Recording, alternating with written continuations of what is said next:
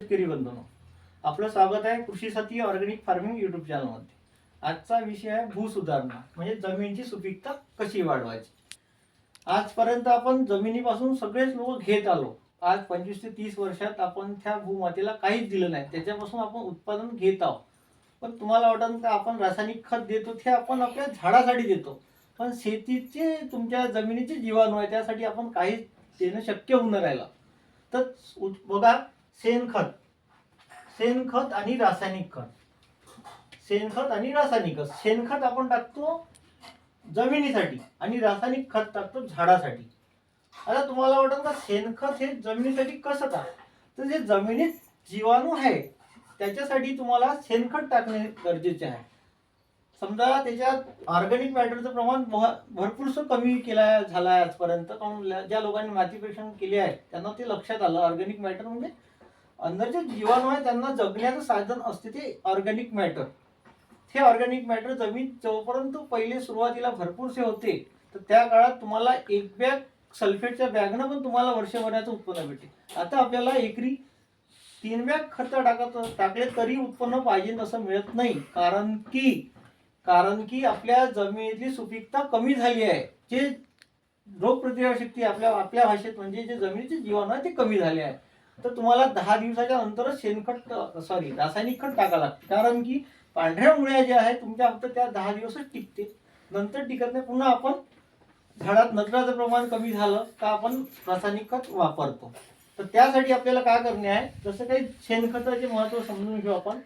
शेणखतात जे आपण कुजलेलं ते पण कुजलेलं टाकावं लागेल आपल्याला. त्या शेणखतात बघा काय असते, तो नायट्रोजन असते 100 किलो मागं फक्त ते आपल्याला किती भेटते, अर्धा केजी. आणि फॉस्फरस म्हणजे पीक हे भेटते 100 किलो शेणखतात कुजलेल्या फक्त 250 ग्रॅम. आणि के म्हणजे पोटॅश, हे पण ते आपल्याला 100 किलो शेणखतात भेटते आपल्याला अर्धा किलो. तुम्हाला वाटतं एवढ्यानं आपल्या जमिनीची सुपीकता वाढते का, पण हे जे असते सगळं काही जमिनीचे जीवाणू आहे त्याचं हे पूरक पोषक आहार आहे. त्याच्याद्वारे तुम्हाला कॅल्शियम पण भेटते त्या शेणखताद्वारे, आणि सल्फर झिंक सगळंच मिळते त्याच्यात. आता रासायनिक खतात काय आहे, जे आपण नत्र पुरत पालाश टाकतो ते झाडाला अवेलेबल ते करून द्यायचं काम तुमचं ऑर्गॅनिक कार्बन ते पोहोचवण्याचं काम करते. उदाहरण, तुम्ही जे कंपोस्ट खत जे टाकाल ऑर्गॅनिक मॅटर जमिनीत, त्या सपोर्टनं तुमचं रासायनिक खत झाडापर्यंत पोहोचले जाते. आता तो विषय तुम्हाला माहीतच आहे रासायनिक खताचा. शेणखतात तुम्ही आता काय करू शकता, तुम्हाला वाटेल का आता आपल्याजवळ जनावर नाही तर शेणखत कुठून येईल. पहिलेच्या काळात प्रत्येक एका एकरामागे एक जनावर आहे प्रत्येक शेतकऱ्याच्या घरी. आता काय झालं, ज्याच्याकडं जनावर आहे त्यांच्याकडे शेती नाही, ज्यांच्याकडे शेती आहे त्यांच्याकडे जनावर नाही आहे. पण आज मार्केटमध्ये आपण बऱ्याचशा कंपन्याला कंपोस्ट खत आहे, जसं 7 रुपये 8 रुपये किलो पडते ते, तसं त्याचा रेशो आहे एकरी 10 टन. आपण एकरी 10 टन नाही टाकू शकत. एकरी 10 टन घेतलं तर आपल्याला ते 70,000चा विषय येईल. आपण 4 ते 5 किलो मध्ये ऑर्गॅनिक मॅटर भेटते, ते पेरणीसोबत आपण टाकू शकतो किंवा स्वतः पण आपण करू शकतो.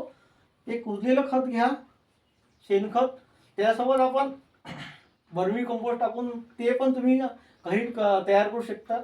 किंवा आपली जमीन जेव्हा खाली होते पीक काढल्यानंतर, त्याच्यात आपण धेंच्यासारखं 45 दिवसाचं जे हरितद्रव्य पीक आहे, नायट्रोजन तयार होते, ते पण तुम्ही घेऊ शकता.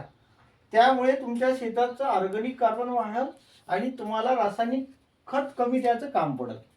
रासायनिक खत तर ते आवश्यक आहेच, पण तुम्हाला त्यासोबत ऑर्गॅनिक मॅटर पण वापरावं लागेल.